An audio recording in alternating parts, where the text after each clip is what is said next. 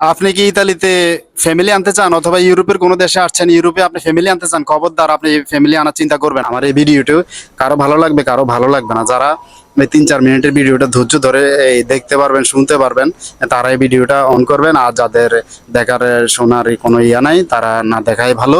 আসসালামু আলাইকুম ভিউয়ার্স, কি অবস্থা, কেমন আছেন সবাই? আশা করি সবাই ভালো আছেন, আমিও আলহামদুলিল্লাহ ভালো আছি। ফ্যামিলি চিন্তা কারা না করবেন? হ্যাঁ, ইতালিতে আপনার এই ফ্যামিলির চিন্তা, ফ্যামিলি আনার জন্য আমরা আসলে ইউরোপে যারা আসি সবাই চিন্তা করি যে ইউরোপে আমরা ফ্যামিলি আনবো, ছেলে বউ বাচ্চা মা ফ্যামিলির লোক আনবো। হ্যাঁ, সবার একটা স্বপ্ন থাকে, ঠিক আছে।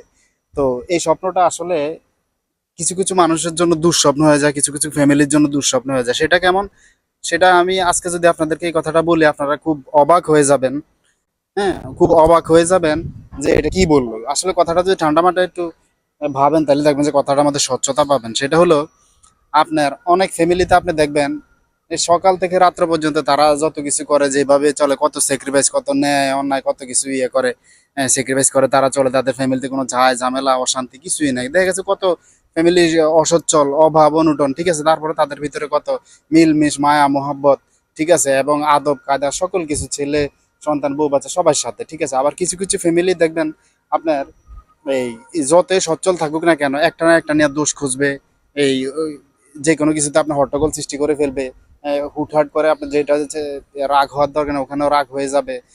চিল্লায় মাথায় একসাথ করে ফেলবে, পাশের ফ্ল্যাটের সবাইকে থুবাই ফেলবে, আত্মীয় স্বজন সব থুবাই ফেলবে।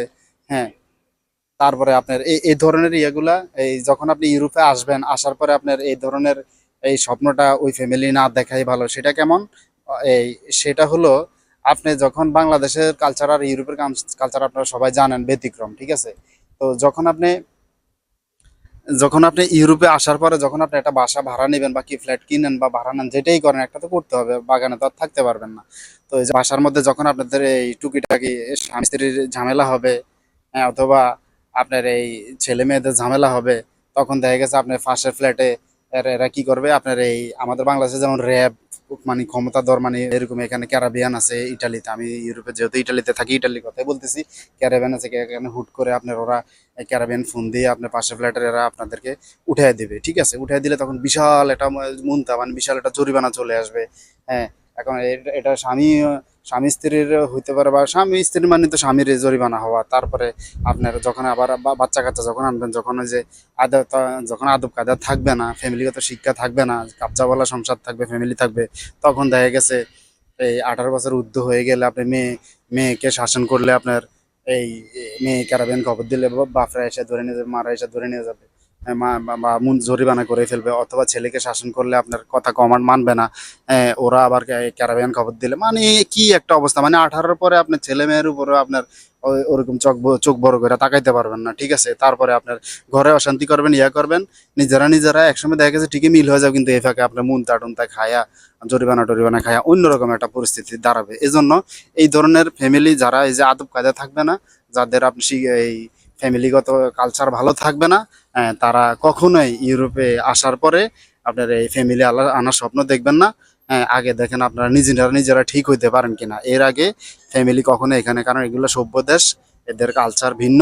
আমাদের মতো এরা জাতিগতভাবে এরা অসভ্য না, ঠিক আছে। তো আগে সভ্য হন, তারপরে ফ্যামিলি এখানে আনার চিন্তা করেন। এই হলো আমার কথা।